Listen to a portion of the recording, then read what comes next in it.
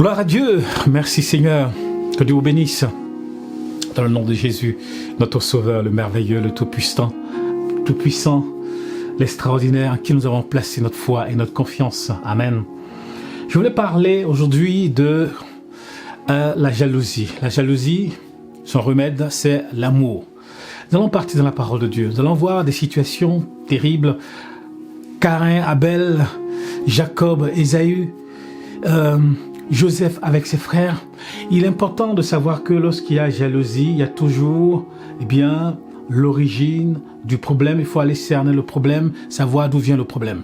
Lorsqu'on prend le cas de Joseph avec ses frères, pour que ce problème se pose de jalousie entre Joseph et ses frères, c'est parce que Jacob a aimé plus Joseph plus que ses frères.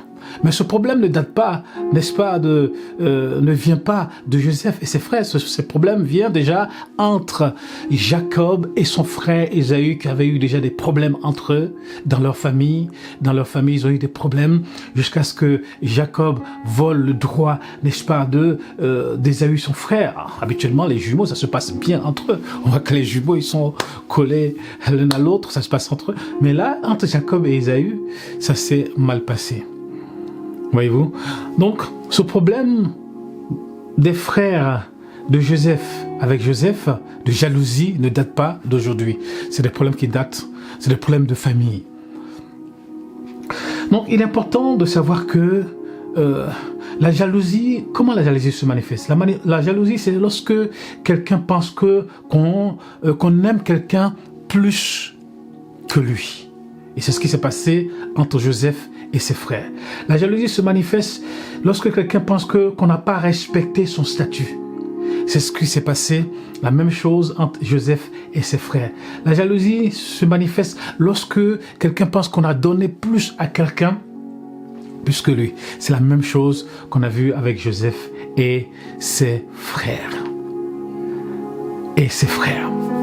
Donc il est important de savoir que Jacob, c'est une erreur, je dirais même pour certains parents, et même Jacob, ce qui s'est passé dans la Bible, d'aimer un enfant plus que les autres. Automatiquement, cela va créer la jalousie. Un père, le rôle du père, n'est-ce pas, est d'unir la famille. Un père est là pour unir. Un père est là pour unir ses enfants, unir sa famille, aimer les enfants comme un père de famille. Et non, ne pas aimer, n'est-ce pas, l'autre plus que ses frères. Parce que cela va créer des problèmes. Et nous pouvons le voir, les conséquences de la jalousie. Les frères de Joseph vont vendre Joseph en Égypte. Ils vont le vendre à des marchands et qui vont l'amener en Égypte, dans la maison de Potiphar. Mais nous bénissons Dieu parce que Dieu avait déjà un plan pour Joseph, jusqu'à ce que Joseph devienne, n'est-ce pas, le premier ministre de Pharaon. Dieu avait un plan merveilleux pour Joseph, malgré qu'il sera vendu par ses frères. Dieu avait un plan, n'est-ce pas, pour lui. Donc la jalousie, il est important de savoir que la jalousie, c'est une sorte d'insécurité. Lorsque quelqu'un se sent dans l'insécurité, lorsque quelqu'un se sent ne pas aimer à sa juste valeur, lorsque quelqu'un pense qu'on lui a pas donné, qu'on a donné plus à l'autre plus qu'à lui, eh bien cela peut créer des problèmes dans les familles. Et c'est ce que nous voyons avec Joseph et ses frères. Qui a poussé, n'est-ce pas, ses frères à commettre l'irréparable. C'est-à-dire à vendre quelqu'un, à vendre un être humain. Et cela, nous pouvons le voir aussi dans les églises. La jalousie entre les pasteurs, la jalousie dans le ministère, la jalousie dans les couples. Lorsque quelqu'un d'autre vient entrer dans le couple, la jalousie dans les familles, la jalousie dans le business, la jalousie partout. La jalousie ne date pas d'aujourd'hui.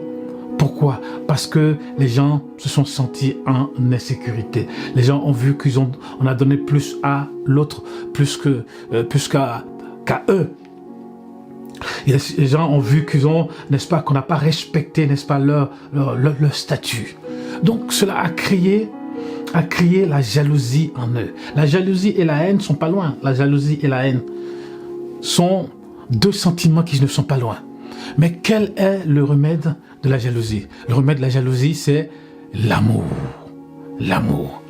Si nous apportons l'amour à nos enfants, à tous nos enfants, du premier jusqu'au dernier, eh bien, il n'y aura pas la haine, il n'y aura pas de haine, il n'y aura pas de jalousie. Si nous donnons la même chose au premier comme au dernier, il n'y aura pas de souci, de jalousie entre eux. Si nous respectons le statut de chacun, il n'y aura pas de problème.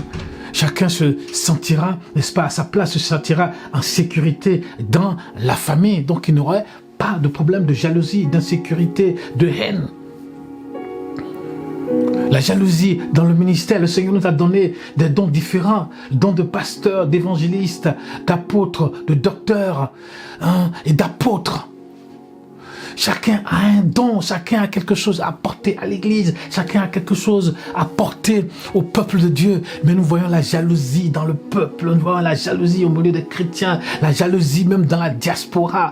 Pourquoi celui-là, il a réussi, pourquoi moi j'ai pas réussi? Mais il a réussi parce qu'il a travaillé dur, il a réussi parce qu'il s'est investi dans ce qu'il a fait, parce qu'il a investi dans l'immobilier, il a investi dans le business, il a investi dans beaucoup de choses. Donc si il a réussi, c'est parce qu'il a investi.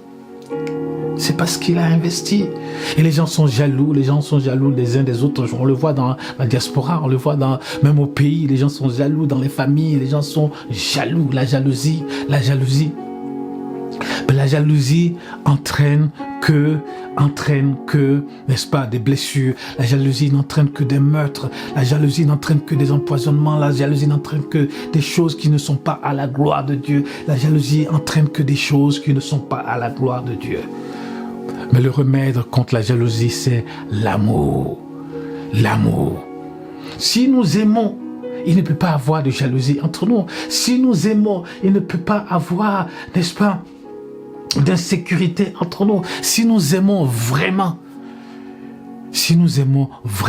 nos frères et nos sœurs, il ne peut pas avoir la jalousie entre nous. Si nous aimons vraiment notre mari, il ne peut pas avoir de jalousie. Si nous aimons vraiment notre femme, il ne peut pas avoir de jalousie.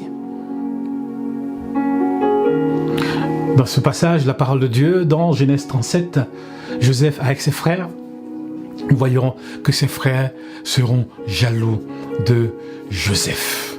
Ils seront jaloux de Joseph. Sachez que lorsque Dieu va faire de grandes choses avec vous, ou lorsque Dieu veut faire de grandes choses avec vous, il y a des gens qui vont être jaloux de vous. Il y a des gens qui vont être jaloux. Automatiquement, ils vont être jaloux. Regardez Caïn et Abel. Caïn était jaloux jusqu'à ce qu'il tue son frère. Regardez entre Joseph avec ses frères et d'autres encore. La jalousie. Et le diable utilise la jalousie dans l'église, utilise la jalousie dans les familles, utilise la jalousie dans le corps de Christ, même dans les ministères. Alors que s'il y a vraiment l'amour de Dieu, il n'y aurait pas la jalousie parmi nous. S'il y a vraiment Christ dans notre cœur, s'il y a vraiment le Saint-Esprit en nous, il n'y aurait pas la jalousie, il n'y aurait pas la place pour la jalousie, ni pour la haine. La jalousie des frères de Joseph envers Joseph.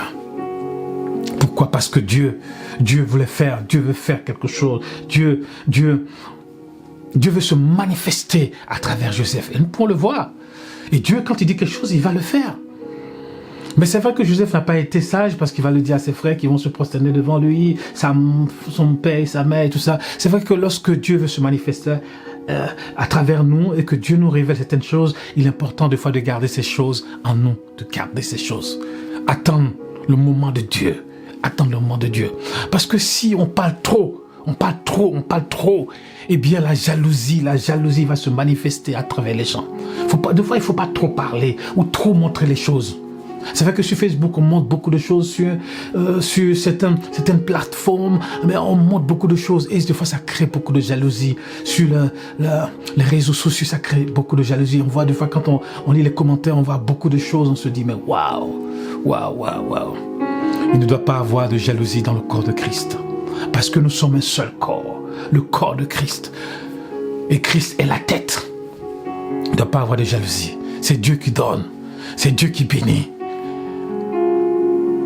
C'est Dieu qui a mis Joseph à la place où il l'a mis en tant que premier ministre de Pharaon. Il est parti de rien, il est devenu dans le royaume d'Égypte, n'est-ce pas, le premier ministre. C'est Dieu qui bénit. Il ne doit pas avoir de jalousie. Le remède à la jalousie, c'est l'amour. L'amour. L'amour. L'amour véritable. L'amour de Dieu. Et c'est ce qui doit nous animer.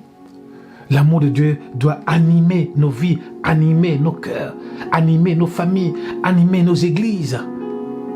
C'est ce que nous devons partager, l'amour de Dieu, et non pas la jalousie. La jalousie n'amène pas les gens loin. La jalousie crée que des problèmes, crée que des soucis, crée que des difficultés dans les familles, Voyez-vous. Donc il est important de ne pas faire comme Jacob. Jacob qui, n'est-ce pas, a aimé Joseph plus que ses frères, qui n'a pas réuni sa famille.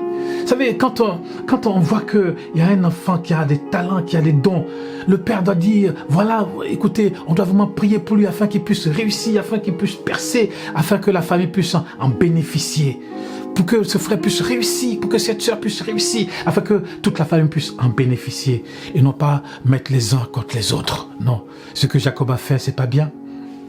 Ce que Jacob a fait, ce n'est pas bien. Nous devons, n'est-ce pas, nous aimer les uns les autres. Moi, je vous aime de l'amour de Dieu.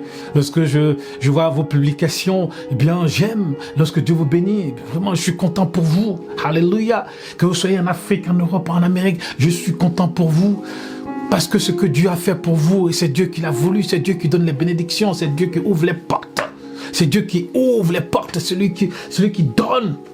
À lui appartient l'or et l'argent, celui qui donne. Donc je suis heureux de vous voir bénis. Parce qu'un jour, mon jour arrive aussi. Alléluia. Dieu nous bénit chacun. Dieu n'oublie personne. Dieu n'oublie personne. Si nous marchons véritablement avec lui, si nous sommes vrais avec lui, si nous sommes engagés avec lui, il est celui qui nous ouvre les portes. Il est celui qui nous bénit. Alléluia. Alors ne soyez pas jaloux. Ne soyez pas jaloux de vos frères ni de vos sœurs, mais priez pour eux. Alléluia. Et ainsi Dieu vous bénira. Et ainsi Dieu vous bénira. Et ainsi Dieu ouvrira les portes pour vous. Et Dieu vous bénira dans votre mariage. Dieu vous bénira dans votre entreprise. Dieu vous bénira dans votre business. Dieu vous bénira dans votre foyer, dans votre couple. Et Dieu vous bénira. Et Dieu bénira vos enfants. Dieu bénira votre région, votre pays. Dieu vous bénira. Alléluia. Le Seigneur est bon. Le Seigneur est merveilleux. Le Seigneur ne veut pas de jalousie entre nous. Le Seigneur veut l'amour sincère, l'amour de Dieu. Vraiment que Dieu vous bénisse. Je suis le pasteur Emmanuel Kwaku. Alléluia. Et je vous aime de l'amour de Dieu. Parce que nous sommes en Christ. Un en Christ. Dans le nom puissant de Jésus-Christ, notre Sauveur, le merveilleux, le Tout-Puissant, l'Alpha, l'Oméga. Nous voulons le bénir au nom puissant de Jésus. Amen.